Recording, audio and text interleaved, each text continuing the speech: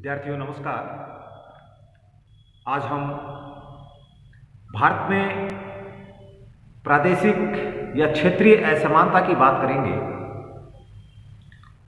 विशेष रूप से आर्थिक रूप से जो असमानता भारत में पाई जाती है उसके संदर्भ में आज हम बात करेंगे, चर्चा करेंगे। भारत एक विशाल देश है और विशाल देश होने के कारण यहाँ पर विभिन्न प्रकार की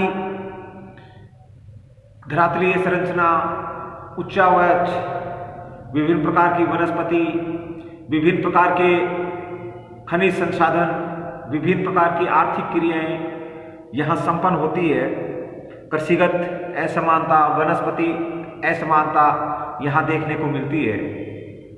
क्योंकि उपमहाद्वीप के रूप में हम भारत को जानते हैं, विशाल आकार भारत का है, क्षेत्रफल की दृष्टि से विश्व का 7वां सबसे बड़ा देश। और अक्षांशीय और देशांतरीय विस्तार की बात करते हैं तो 8 डिग्री 4 मिनट से 37 डिग्री 6 मिनट उत्तरी अक्षांश और 68 डिग्री 7 मिनट से 97 डिग्री 25 मिनट पूर्वी देशांतर के मध्य ये भारत देश स्थित है। और उत्तर से दक्षिण की जब हम बात करते हैं तो 3214 किलोमीटर की लंबाई में उत्तर से दक्षिण यह विस्तृत है। और पूर्व से पश्चिम की बात करते हैं तो 2935 किलोमीटर इसका विस्तार पाया जाता है। कुल क्षेत्रफल की दृष्टि से या कुल क्षेत्रफल 32,87,263 वर्ग किलोमीटर में भारत फैला हुआ है।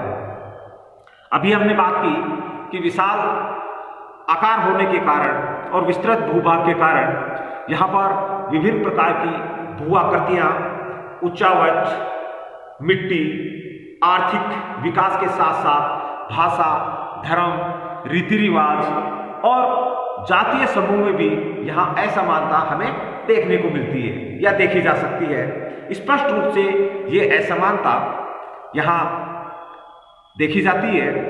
तो हम इसको अगर असमानता की दृष्टि से अगर भारत की बात करते हैं तो कुछ क्षेत्र जहाँ आर्थिक रूप से विकास तीव्र गति से संपन्न हुआ है वहाँ पर मनुष्य की जो आर्थिक स्थिति है, मानव की जो आर्थिक स्थिति है वो सुदृढ़ मिलती है। वनस्पति जहाँ कम कृषि उत्पाद होता है, खनिज संसाधन कम पाए जाते हैं। हम पर्वतीय क्षेत्रों की बात करें, हम वनीय क्षेत्रों की बात करें, हम पश्चिमी मरुस्थलीय भाग की अगर बात करते हैं तो संसाधन की कमी या विषम जो धरातलीय उच्चाउच्च यहाँ पाया जाता है, विषम प्रकार की या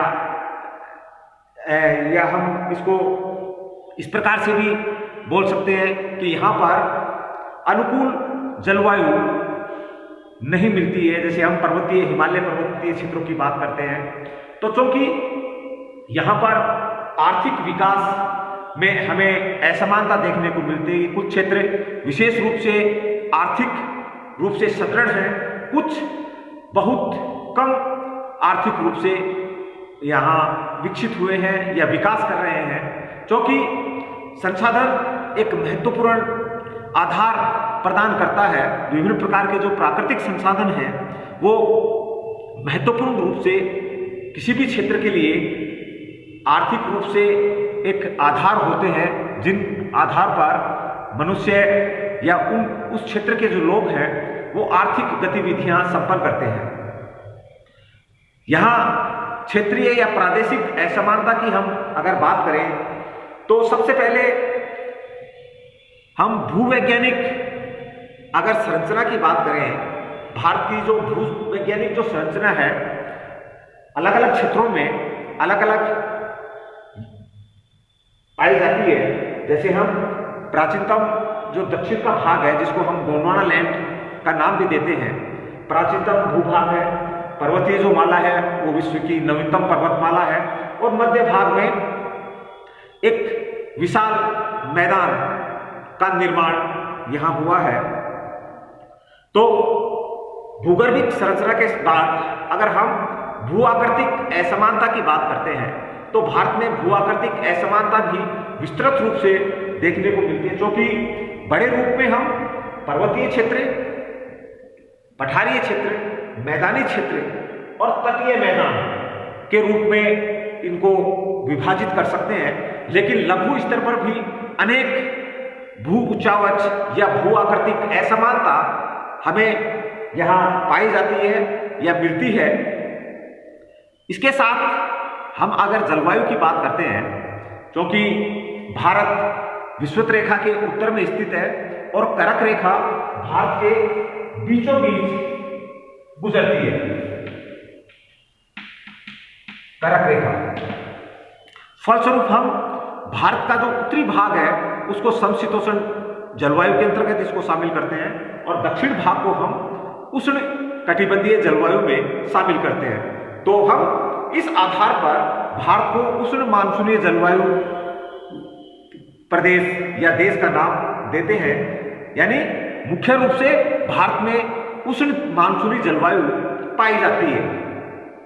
अब हम तापमान, वर्षा, इसकी अगर बात करते हैं, औसत रूप से विश्व का एक क्षेत्र ऐसा है मौसिनराम, जहां पर विश्व की सर्वाधिक बारिश 1392 सेंटीमीटर प्रति वर्ष यहां संपन्न होती है। जबकि दूसरी ओर हम पश्चिमी राजस्थान की बात करते हैं, केवल 12 सेंटीमीटर प्रति वर्ष यहाँ बारिश संपन्न होती है।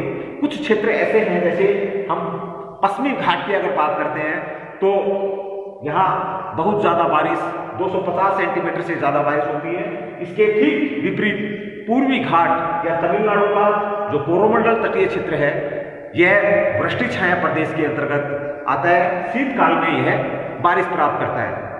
इसी के अनुसार या इसके बाद हम अगर तापमान की बात करते हैं तो शीतकाल में लेह लद्दाख न्यूनतम तापमान -44 डिग्री सेंटीग्रेड देखने को मिलता है। और जब हम ग्रीष्मकाल में अधिकतम तापमान की बात करते हैं तो राजस्थान का जो गंगानगर है या उसके आसपास के जो क्षेत्र हैं वहां पर 50 डिग्री सेंटीग्रेड से भी ज्यादा तापमान ग्रीष्मकाल में पाया जाता है। वनस्पति असमानता की अगर बात करते हैं तो वर्षा और जलवायु के अनुसार, क्योंकि भारत में वनस्पति का जो प्रकार है वो वर्षा का जो प्रारूप है और उच्चावच, ये दो महत्वपूर्ण कारक हैं जो वनस्पति के स्वरूप को निर्धारित करते हैं। तो जैसे हम 3500 मीटर से ऊपर अगर बात करते हैं तो अल्पाइन वनस्पति हमें यहाँ पर्वतीय क्षेत्रों में पाई जाती है। 2000 से 3500 मीटर की अगर बात करते हैं तो पतझड़ शंकुधारी जो मिश्रित वन है ये इस भाग में यहाँ पाए जाते हैं। मरुस्थलीय क्षेत्र में मरुस्थलीय वनस्पति या कांटेदार वनस्पति पाई जाती है। डेल्टाई भागों में हमें ज्वारीय या मैक्रो वनस्पति यहाँ देखने को मिलती है। सघन बारिश वाले जो क्षेत्र हैं वहाँ पर सदा हरित वनस्पति पाई जाती है। तो इस प्रकार वनस्पतिक असमानता भी यहाँ पाई जाती है। कृषिगत असमानता की बात करते हैं, क्योंकि भारत में कुछ क्षेत्र ऐसे हैं जहाँ पूरे साल भर पानी पर्याप्त मात्रा में उपलब्ध होता है। फलस्वरूप पूरे साल भर वहाँ कृषिगत जो क्रियाएं होती हैं वो आसानी से संपन्न की जा सकती हैं। कुछ क्षेत्र ऐसे हैं जो बारिश के रूप में भी कम वर्षा या पानी प्राप्त करते हैं और वहाँ पर सिंचाई की सुविधा का भी मुख्य रूप से अभाव पाया जाता है। जैसे हम पश्चिमी राजस्थान की बात करते हैं, कच्छ की बात करते हैं, सौराष्ट्र और विदर्भ की बात करते हैं, कम रूप से यहाँ बारिश संपन्न होती है और सिंचाई की सुविधा भी पर्याप्त मात्रा में यहाँ नहीं मिलती है। तो कृषिगत जो असमानता है, जैसे मैदानी भाग पंजाब, हरियाणा, उत्तर प्रदेश, बिहार, पश्चिमी बंगाल की अगर बात करते हैं तो पूरे साल भर यहाँ पर्याप्त मात्रा में पानी उपलब्ध होता है। साथ ही उपजाऊ मिट्टी का यह मैदान स्थित है। फलस्वरूप यहाँ गेहूँ, कपास, गन्ना आदि की कृषि विस्तृत रूप से की जाती है। हम असम की बात करते हैं, यहाँ पर चाय का उत्पादन होता है। कर्नाटक की बात करते हैं, कौवे की खेती यहाँ होती है। हम दक्कन के लावा की अगर बात करते हैं, काली मिट्टी क्षेत्र की बात करते हैं, तो यहाँ पर कपास की खेती सर्वाधिक की जाती है। तो इस प्रकार हम पश्चिमी भाग की बात करते हैं तो मोटे अनाजों की खेती, वर्षा आधारित खेती यहाँ संपन्न होती है। तो यहाँ कृषिगत असमानता भी देखने को मिलती है। उद्योग धंधों की असमानता की जब हम बात करते हैं, जो कि हमने पहले भी बात की कि भारत में मुख्य रूप से खनिज आधारित और कृषि आधारित उद्योग है, उनकी प्रधानता हमें यहाँ मिलती है या पाई जाती है। जब हम छत्तीसगढ़ और दक्षिण में कर्नाटक और तमिलनाडु का जो क्षेत्र है उसकी बात करते हैं, तो यहाँ पर भारी उद्योग हमें देखने को मिलते हैं, क्योंकि पर्याप्त मात्रा में यहाँ खनिज संसाधन, ऊर्जा के संसाधन, पर्याप्त मात्रा में जल की सुविधा, बाजार, परिवहन की सुविधा और निर्यात की सुविधा यहाँ मौजूद है। फलस्वरूप भारत के जो भारी उद्योग हैं, पर्टिकुलर छोटा नागपुर के पठार, कलकत्ता, बेंगलोर, कोयम्बटूर, मुंबई, पुणे, अहमदाबाद, बड़ौदा, दिल्ली, अमृतसर और लुधियाना, इन क्षेत्रों में उद्योगों की प्रधानता देखने को मिलती है, लेकिन वो कृषिगत और खनिज संसाधन आधारित उद्योग धंधे हैं। तो यहाँ खनिजों में भी, उद्योग धंधों में भी असमानता पर्याप्त रूप से देखने को मिलती है या पाई जाती है। जब हम आर्थिक असमानता की बात करते हैं, क्योंकि भारत में आर्थिक विषमता बहुत बड़ी समस्या है, जो कि एक क्षेत्र विशेष के विकास के लिए अवरोध उत्पन्न करती है। क्योंकि हमने अभी बात की कि भारत के कुछ क्षेत्र ऐसे हैं जहां पर उद्योग धंधे, व्यावसायिक जो केंद्र हैं, प्रशासनिक जो केंद्र हैं, बंदरगाह हैं या अन्य छोटे व्यापारिक जो केंद्र हैं, वहां पर हमें आर्थिक रूप से मजबूत क्षेत्र वो मिलते हैं।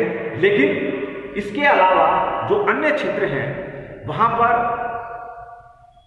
कृषिगत या अन्य छोटे जो लघु उद्योग हैं, जिनको हम घरेलू उद्योगों की श्रेणी में भी रखते हैं, वहां पर पर्याप्त मात्रा में बाजार की सुविधा, पर्याप्त मात्रा में कच्चा माल या कृषिगत जो कच्चा माल है वो वहां उपलब्ध नहीं हो पाता।